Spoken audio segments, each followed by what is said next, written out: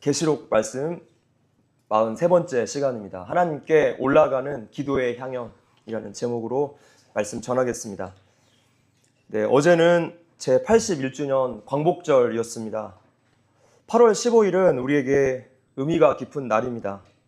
1945년 8월 15일은 일본으로부터 빼앗긴 주권과 자유를 되찾은 역사적인 날이고, 3년 뒤인 1948년 8월 15일은 대한민국 정부 수립을 경축하는 날이기 때문입니다.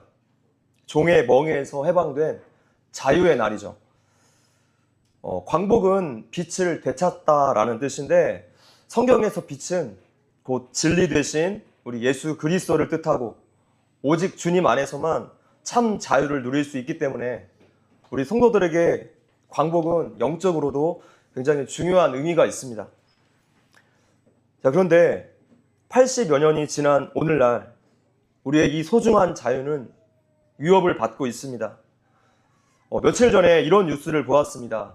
2027년에 정부에서 8만 가구를 실거주 점검을 한다고 합니다. 개인의 카드 내역, 통신과 TV 등의 관리 기록을 확인하고 현장 방문 점검을 한다는 것입니다. 이제 정부가 집까지 찾아옵니다. 병원 진료도 자유롭게 할 수 없고 거주 지역 내로 제한한다고 하죠. 개인의 자유가 점점 사라지고 있습니다. 공산주의는 결국에 우리 신앙의 자유까지 빼앗을 것입니다. 그들의 최종 목표는 언제나 교회를 없애는 일이기 때문이죠. 그래서 공산주의의 반대말은 자유민주주의가 아니라 교회인 것입니다. 지금은 체제 전쟁 중이고 또한 영적 전쟁 중입니다. 흔들리지 않는 소망을 붙잡아야 하는 이 마지막 시대에 요한계시록은 영원한 소망의 말씀입니다. 우리의 참 자유는 요한계시록에서 그려진 것처럼 예수님께서 심판주로 다시 오시는 그날에 완성될 것입니다. 참 신자는 모든 신원이 회복되는 그날을 기다립니다. 그리고 그 소망을 기다릴 때 우리에게 꼭 필요한 일이 바로 기도하는 일이죠. 계시록 5장 1절에서 최초로 나타난 봉인된 두루마리는 어린 양 예수 그리스도에 대한 우주적 경배와 찬양에 이어서 그 인이 차례대로 하나씩 떼어집니다. 그렇게 6장에서 6째 인을 뗐을 때 엄청난 재앙이 나타나죠. 이 지구가 멸망하는 마지막 재앙이었어요. 해가 검게 변하고 달이 피같이 되고 별들이 떨어지고 하늘이 두루마리처럼 말렸습니다. 지진이 일어나고 산과 섬들이 제자리에서 옮겨집니다. 그야말로 하늘이 무너지고 땅이 꺼지는 마지막 재앙입니다. 이러한 재앙 앞에서 땅에 속한 자들이 그들의 진노의 큰 날이 이르렀으니 누가 능히 서리오? 라고 물었고, 그에 대한 대답이 7장의 천상의 예배 장면이었죠. 곧 흰옷을 입은 14만 4천 명이었습니다.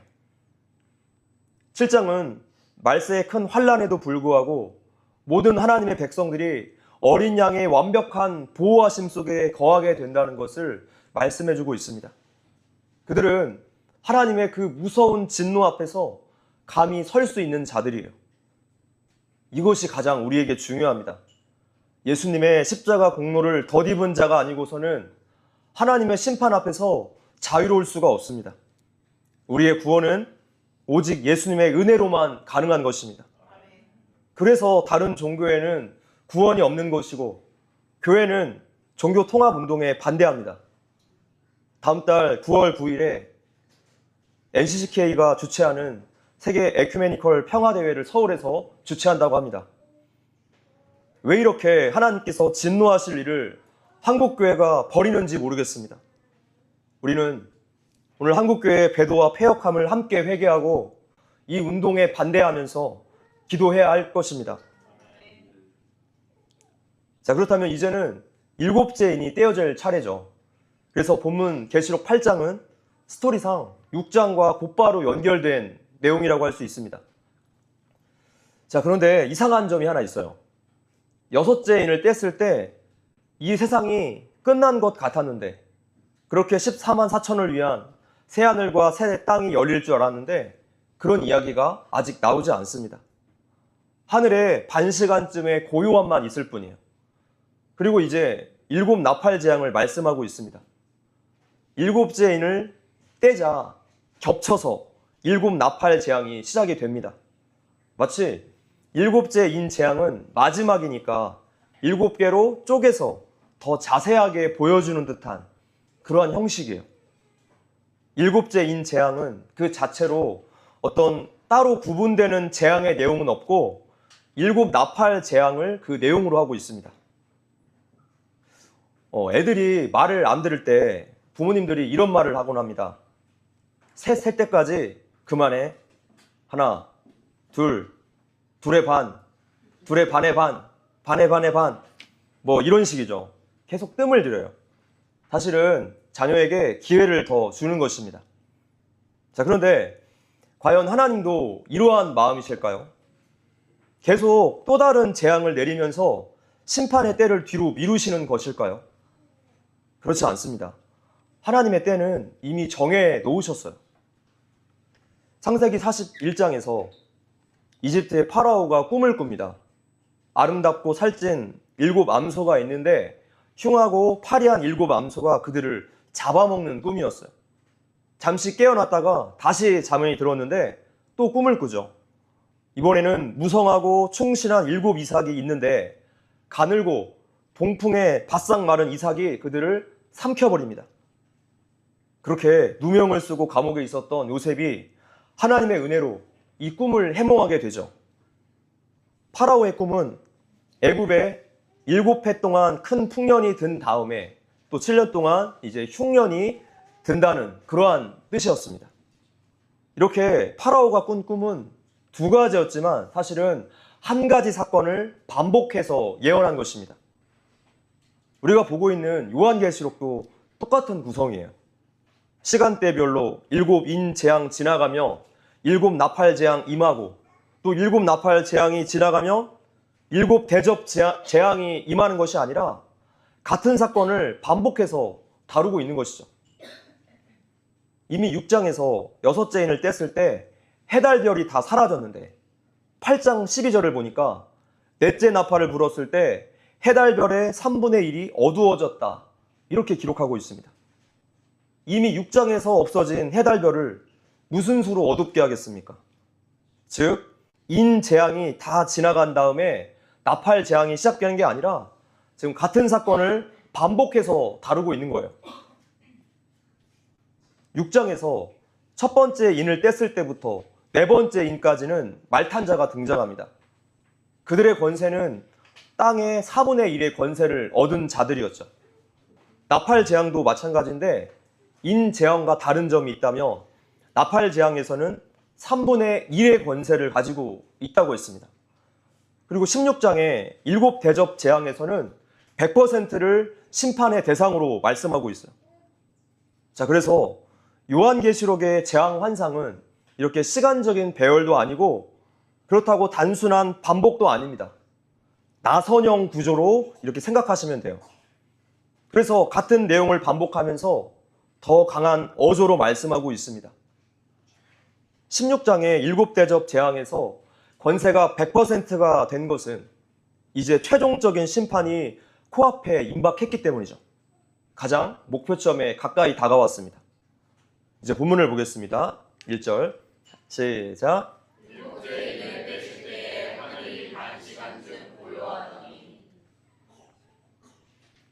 자, 문자적으로는 30분의 그 시간을 가리키지만 지금 환상의 경험이기 때문에 짧은 시간을 상징하는 표현입니다. 짧은 시간. 어떤 정확한 시간이 중심이 아니라 짧은 시간이라는 것에 초점을 맞추고 있습니다. 앞에서 6째 인을 뗐을 때 해달별이 사라지는 것으로 이 세상의 역사가 끝났습니다. 하나님께서 이 세상의 모든 악을 다 청산하셨어요. 그분의 완전한 공의가 이루어집니다. 자, 그렇다면 이번에는 새하늘과 새 땅 이야기가 이어서 나와야겠죠. 결국에 이 반시간쯤의 고요라는 것은 새하늘과 새 땅이 그 모습을 드러내기 전에 그 잠깐의 고요함을 뜻합니다. 그리고 이제 2절부터 나선형 구조로 재앙이 다시 반복되는 거죠. 2절 보겠습니다. 시작. 내가 봄에 하나님 앞에 7 천사가 서 있어 7 나팔을 받았더라. 천사들은 하나님께 심판의 권한을 부여받았습니다. 역시나 제한된 심판이지만 7인 재앙보다 더 혹독하고 미치는 범위가 더 넓다는 점에서 심판의 강도가 점점 더 강화되고 있음을 보여줍니다.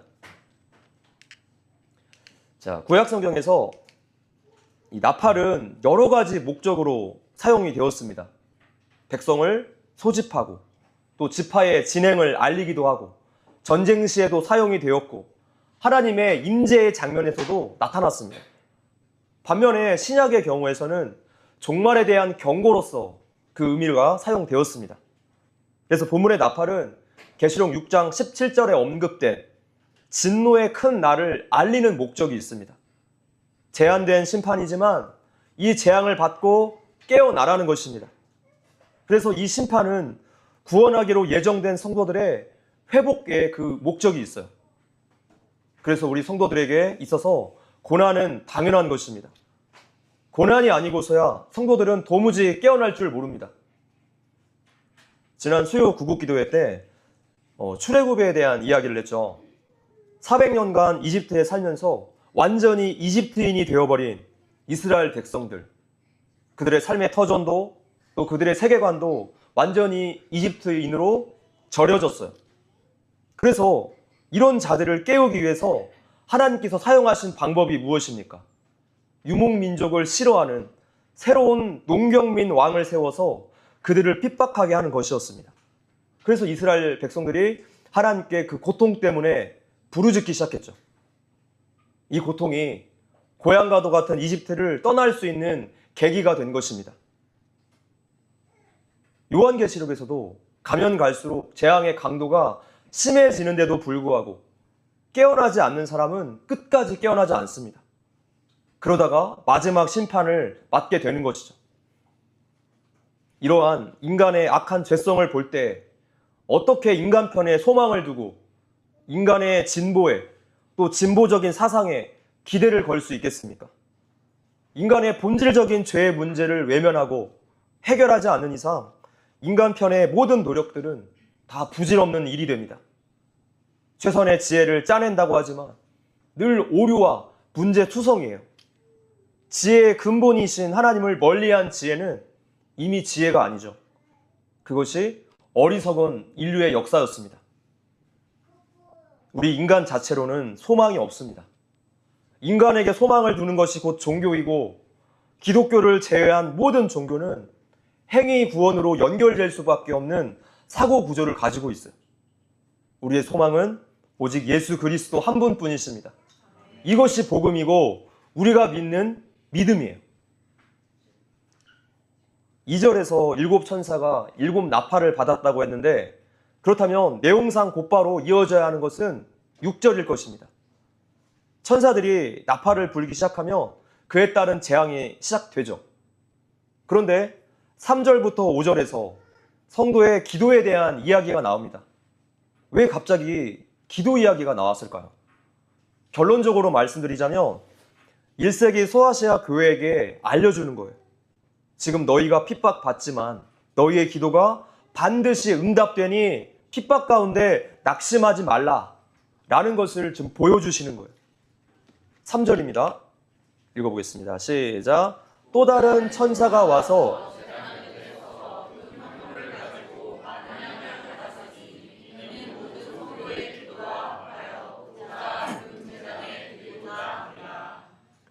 계시록 5장에서도 성도들의 기도가 금대접에 담겼다라고 말씀했어요. 그때도 그렇고 오늘의 본문도 그렇고 기도를 향을 피우는 것으로 상징을 했는데 이 내용을 이해하기 위해서는 구약의 성막에 대한 이해가 좀 필요합니다. 네, 성막 동쪽이죠, 이쪽. 동쪽 출입구를 들어가면 가장 먼저 보이는 것은 번제단입니다. 짐승을 제물로 삼아서 불로 태워버리는 그런 제사를 드리는 곳이에요. 제사를 드린다는 것은 내가 하나님 앞에 죽어 마땅한 죄인이다 고백하는 것입니다. 원래는 내가 하나님 앞에서 죄 때문에 죽어야 하는데 대신 짐승이 죽는 것이 구약의 희생 제사였어. 그래서 우리를 위해서 대신 죽으신 예수님의 십자가 사건을 그대로 예표해주고 있습니다. 이제 번제단 뒤에는 물두멍이 있고 물두멍을 지나면 성소입니다. 그 안으로 들어가 보면 이렇게 되어 있어요. 성소 안에 들어가면 떡상, 금촛대, 분향단이 있습니다. 분향단은 향을 사르는 곳인데 곧 기도를 상징하고 있습니다. 우리가 하나님께 드리는 기도를 상징하기도 하고 또한 우리를 위한 예수님의 중보 사역을 의미하기도 합니다. 우리가 아까 처음에 보았던 성소 밖에 있는 번제단이나 이 성소 안에 있는 분향단이나 둘 다 제단이에요. 번제단은 노수로 되어 있고 분향단은 금으로 되어 있습니다. 그래서 오늘 본문 3절에서 이 처음 나온 제단은 번제단을 가리켜요. 그리고 뒤에 나오는 금제단이 분향단입니다. 다시 번제단은 제물을 드리는 곳이고 분향단은 기도를 드리는 곳이에요. 자, 여기에서 너무나 중요한 사실은 분향단에서 이 향을 사를 때 반드시 번제단의 숯불을 사용해야 했습니다. 이것은 너무나 중요한 일입니다. 우리가 하는 기도는 예수님의 십자가 대속을 근거로 해야 한다는 뜻이죠. 예수님의 공로를 통과하지 않고서는 하나님께 우리의 기도가 상달될 수가 없어요. 죄인의 오염된 기도를 하나님께서 들으실 리가 만무합니다. 그러니 기독교를 제외한 모든 종교의 기도는 헛기도입니다. 예수님과 상관없는 기도, 곧 거짓의 아비 사탄에게 하는 기도죠. 우리가 하나님께 나아가고 기도할 수 있는 근거는 오직 예수님께서 우리를 대신해서 죽으셔서 우리 죄의 문제를 해결해 주셨기 때문이에요. 모든 것이 예수님의 십자가 공로 덕분입니다. 자, 이런 것을 생각해 볼 때 대제사장의 그 아론의 아들이었던 나답과 아비후가 죽었던 이유가 더욱더 명확해지죠. 레위기서 읽어볼게요. 시작. 아론의 아들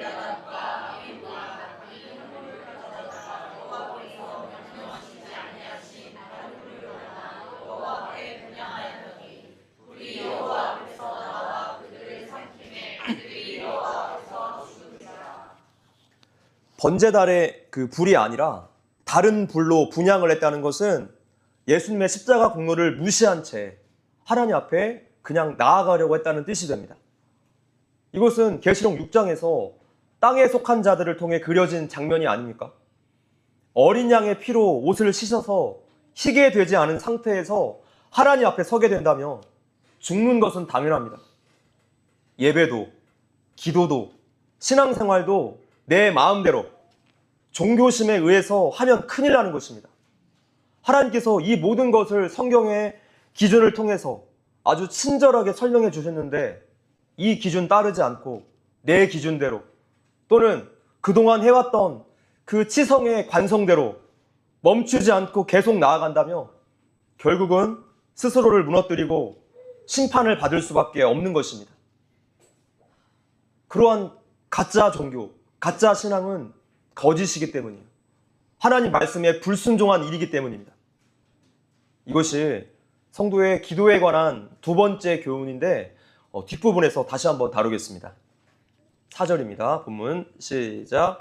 향연이 성도의 기도와 함께 천사의 손으로부터 하나님 앞으로 올라가는지라.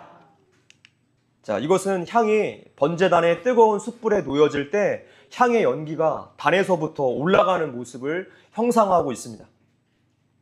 향의 연기처럼 성도들의 기도가 하나님 앞에 올라가서 연락되었음을 분명하게 알려주는 장면이에요. 성도의 기도는 이렇게 희생 제사적인 요소가 포함되어 있음을 우리가 항상 기억해야 합니다. 제물은 누구입니까? 어린 양이신 예수 그리스도세요.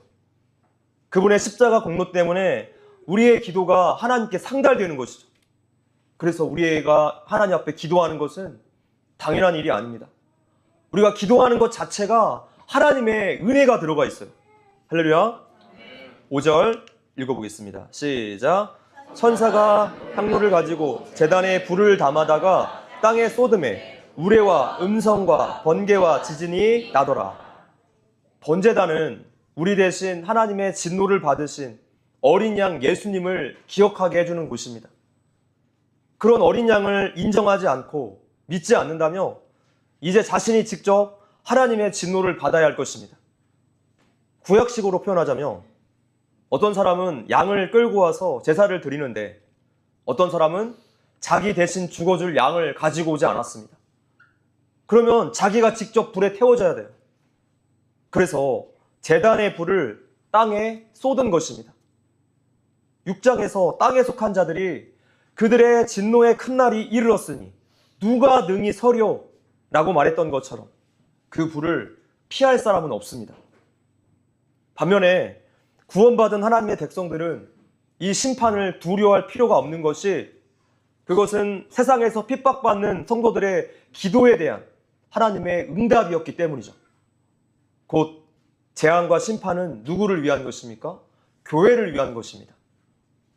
5절에 나타난 천사의 이 행위, 곧 하나님의 심판은 성도의 기도가 하나님께 연락된 이후에 행해졌다는 점에서 성도의 기도의 응답이라고 할 수 있습니다. 그리고 땅에 쏟은 제단의 불의 내용이 7 나팔 재앙인 것이죠. 그래서 나팔 재앙은 이 세상을 향한 하나님의 심판인 동시에 성도들의 기도의 응답입니다. 이렇게 성도의 기도는 하나님께서 심판을 실행하시는데 중요한 역할을 감당하고 있습니다. 이 세상에 있는 모든 종교 중에 오직 우리 성도들만 기도를 듣는 대상이 있다는 것을 아십니까? 다른 종교에서도 열심히 기도를 하지만 그 기도를 듣는 대상은 없습니다. 하나님이 아닌 다른 신은 존재하지 않기 때문에 오직 하나님만이 성도들의 기도를 들으세요. 하나님은 유일신이십니다. 하나님 외에 다른 신이 없다는 것은 하나님이 온 우주 만물의 주인이시다라는 뜻이에요. 그래서 하나님께서 계획을 세우시면 반드시 이루어지고 아무도 방해할 수 없습니다. 지난 수요 구국기도회 때도 하나님의 섭리에 대해서 잠깐 말씀을 드렸었는데 하나님은 각각의 자유 의지를 제한하지 않고서도 더 높은 차원의 지혜로 일을 행하십니다. 모든 것이 합력하여 선을 이루게 하신다는 말씀이 바로 이 뜻이에요.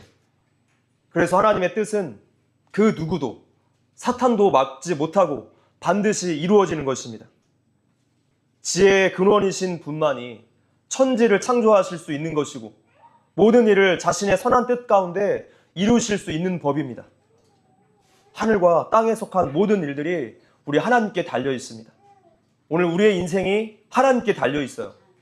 그분은 유일한 지존자이십니다. 우리는 그런 분을 믿는 것입니다. 또한 그런 분이 이 세상을 심판하시겠다 말씀하세요. 첫 번째 인부터 7째 인을 통해서 이 세상 종말을 말씀하시고 다시 7 나팔 재앙 또 7 대접 재앙으로 거듭거듭 경고하고 계십니다. 깨어나라, 돌아오라 라는 하나님의 사랑의 외침이에요. 하나님의 이 마음을 우리가 깨닫고 돌이켜야 할 것입니다. 오늘 본문을 통해서 우리가 얻을 수 있는 교훈은 3가지가 있습니다. 성도의 기도에 대한 교훈 첫 번째는 하나님의 때를 기다리라는 것입니다. 본문의 기도의 응답은 계시록 6장 10절에 언급된 하늘 제단 아래 순교자들의 타운에 대한 부분적인 응답이면서 동시에 1세기 소아시아 교회 로마로부터 핍박받는 성도들 또한 모든 시대에 핍박받는 성도들의 기도에 대한 응답이기도 합니다. 오늘 본문의 첫 번째 독자 1세기 소아시아 교회 성도들에게 이 암담한 현실에서 자신의 기도가 응답되지 않을 것 같은 그 절망감이 있었을 것인데 오늘 본문에서 기도가 응답되는 이 장면은 그들에게 얼마나 큰 위로가 되었을 거예요. 오늘 우리에게도 마찬가지입니다. 물론 하나님의 구원과 사역은 심판은 하나님의 온전한 주권에 의한 것입니다. 그러나 또한 성도들의 기도를 하나님께서 사용하신다는 것을 우리가 기억해야 합니다. 반드시 성도들의 기도에 응답하시는데 우리의 때와 방법이 아니라 하나님의 때와 방법으로 응답하시는 것이죠. 제단 아래의 순교자들의 탄원도 즉각적인 응답을 받지 못했습니다. 그 수가 차기까지 기다리라 라고 말씀하셨죠. 가장 알맞은 최선의 때 하나님은 그 기도를 응답해 주실 것입니다. 내가 생각하는 때와 방법은 많은 오류와 문제를 일으키지만 하나님의 때와 방법은 항상 완벽하고 완전하세요. 그러니 우리는 기도하면서 하나님의 때를 기다리면 됩니다. 예수님은 누가복음 18장에서 항상 기도하고 낙심하지 말라라고 말씀하셨어요. 우리 성도들의 기도가 하늘의 금대접에 쌓이고 있기 때문이죠. 그러므로 기도하고 나서 눈에 보이는 어떤 가시적인 결과가 당장에 나타나지 않는다고 해서 낙심하지 마십시오. 기도의 응답은 보이지 않는 세계에서 이미 진행 중에 있습니다. 청교도 목사인 코튼 매더가 한 말이 있습니다. 우리가 천국에 갈 때까지 우리는 우리의 기도가 미친 영향을 보지 못할 것이다. 어쩌면 우리에게는 응답되지 않은 것처럼 보이는 많은 기도들이 있을 줄 압니다. 어떤 일에 대해서 기도했다가 그냥 잊어버리기도 하죠. 근데 이 모든 기도들이 다 보존되어 있습니다. 기도한 그 사람이 세상을 떠났다고 그가 했던 기도까지 무효로 돌아가는 것은 아닙니다. 그 이후에 응답을 보는 일도 허다하죠. 향을 피우면 향연이 위로 올라갑니다. 그 연기가 우리가 보기에는 잠깐 올라가다가 다 흩어져서 사라지는 것처럼 보이겠지만 우리 눈에만 보이지 않을 뿐 그 연기의 입자는 계속 공중을 떠다니고 있습니다. 우리 성도가 드린 기도도 사라지지 않습니다. 금대접에 쌓이고 있는 중입니다. 두 번째, 예수님의 이름에 합당하게 기도하라. 본문 4절입니다. 자, 시작. 향연이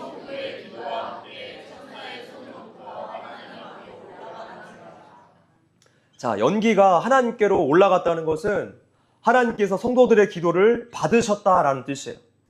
그리고 그 다음 장면이 기도 응답 장면이죠. 성경은 하나님께서 응답하시지 않는 기도가 있음을 우리에게 분명하게 말씀합니다.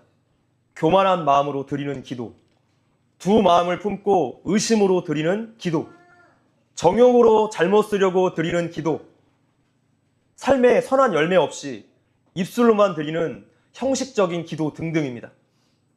반면에 하나님께서 기뻐하시고 응답하시는 기도는 깨끗한 마음과 감사한 마음으로 드리는 기도, 회개의 자세로 겸손하게 드리는 기도, 전심을 다해 간절히 드리는 기도, 믿음으로 드리는 기도, 하나님의 뜻과 영광을 먼저 구하는 기도를 성경은 우리에게 알려주고 있습니다.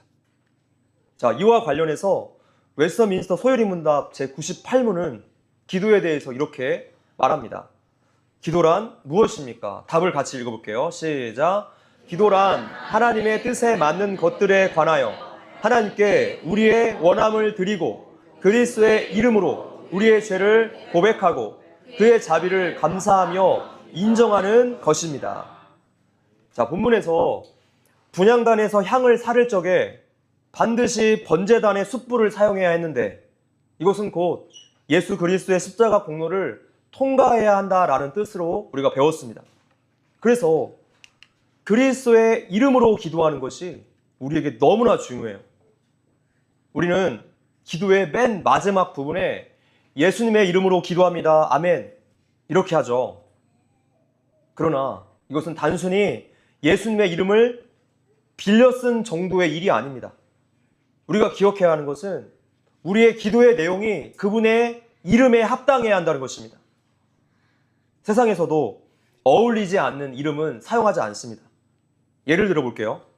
예루살렘 술집, 골고다 주점, 크리스찬 PC방, 소돔과 고모라 교회, 이런 이름 보신 적 있으십니까?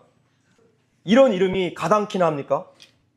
이런 조합은 어울릴 수가 없음도 세상이 알고 있어요. 자, 그런데 오늘 우리의 기도의 내용은 어쩌면 이러한 형태일지 모릅니다. 기복주의적인 기도는 반드시 이런 형태예요. 오늘 우리의 기도의 내용이 예수님의 그 거룩하신 이름에 합당한가? 깊은 고민이 필요합니다. 예수님의 이름에 신경을 쓴다면 앞에 있는 기도의 내용이 영향을 받을 수밖에 없어요. 98문을 다시 보면 기도란 하나님의 뜻에 맞는 것들에 관하여 하나님께 우리의 원함을 드리고 라고 되어 있습니다. 우리의 신앙생활 안에서 기도가 너무나 익숙한 나머지 이것이 성경적으로 옳은지 그른지 따져볼 생각은 하지 않고 그저 하던 대로 그대로 하게 돼요. 그러나 올바른 기도 응답이란 우리가 바라는 것이 이루어지는 것이 아닙니다. 죄성을 가진 인간은 어떻게든 하나님께 기도하지 않고 끝까지 버티는 자들이에요. 자신의 힘과 계획을 의지하는 자들입니다. 나에게 해가 되는 줄도 모르고 내 원대로 구하는 자들이에요. 이러한 자들에게, 이런 죄인들에게 하나님께서 원하시는 것은 하나님을 의지하는 자로, 하나님의 자녀로 기억하고 만들어가는 것인데 이 작업을 기도라는 도구를 통해서 행하시는 것입니다. 그래서 우리에게 바라시는 하나님의 뜻이 무엇인가 우리가 알게 되는 것이 바로 기도 응답입니다. 우리에게 바라시는 하나님의 뜻이야말로 우리에게 가장 최선의 유익이고 최선의 결과이고 또 우리가 추구해야 할 바이고 진정한 행복이기 때문이죠. 하나님을 영화롭게 하고 그분을 온전히 즐거워하는 그러한 성도가 되는 것, 이것이 우리 인생의 목적이자 최고의 가치입니다. 그래서 예수님의 이름으로 기도한다는 것은 곧 예수님의 공로로 기도하고 그분의 이름에 합당하게 기도를 하는 것을 뜻합니다. 세 번째, 함께 기도하라. 함께 기도하라. 3절입니다. 시작.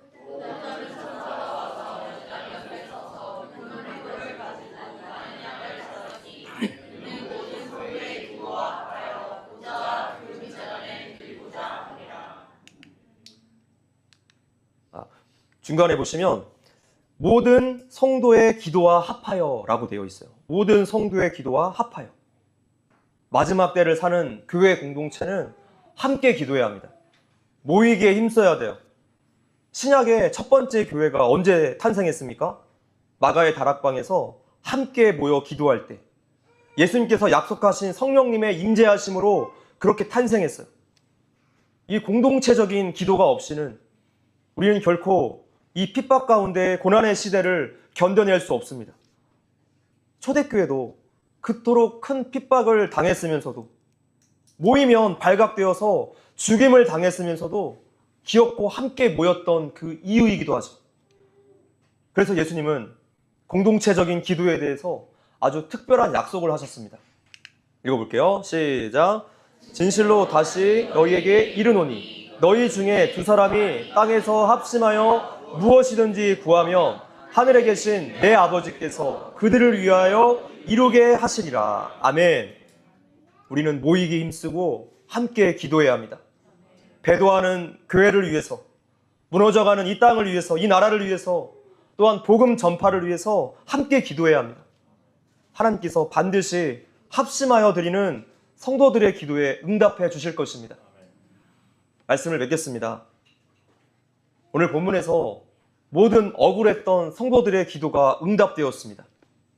자, 그런데 하나님은 이러한 장면을 반모섬에 유배되었던 사도 요한에게 왜 보여주시고 또 초대교회 성도들에게 전하도록 하셨을까요? 그 시대가 너무나 암울한 시대, 박해를 피해갈 수 없었던 시대였기 때문이에요. 그래서 성도들의 그 간절한 기도가 헛되이 여겨졌는데 본문의 하늘의 장면을 보니까 그렇지 않았다는 것입니다. 하나님께서 너무나 정확하게 판단하시고 모든 것을 명명백백 쏟아내고 응답하시는 광경을 요한에게 보여주시는 거예요. 그래서 요한계시록은 단순히 미래에 어떤 일이 일어날 것이다를 알려주는 현실감 없는 황당한 책이 아니라 가장 현실적인 책이에요. 낙심되고 절망스러운 상황에서 우리 성도들에게 미래의 소망을 주는 책입니다. 궁극적인 최후의 승리가 누구에게 돌아갈 것인가? 우리에게 분명하게 알려줍니다. 약속해 주세요. 그래서 성도의 삶은 승리로 이미 결론 내려진 삶을 우리가 살아가고 있는 것입니다. 이 싸움을 날마다 싸우는 거예요. 오늘 우리에게 필요한 것은 믿음입니다. 믿음이라는 것은 나의 확신과 나의 의지가 아니죠. 하나님의 시간표를 기다리는 것입니다. 하나님의 주권이 내 삶의 유일한 선임을 인정하며 사는 것입니다. 하나님은 언제나 옳으십니다를 인정하는 것이 성경적인 참 믿음입니다. 끝까지 기도하면서 하나님의 일하심을 기다립시다. 아멘.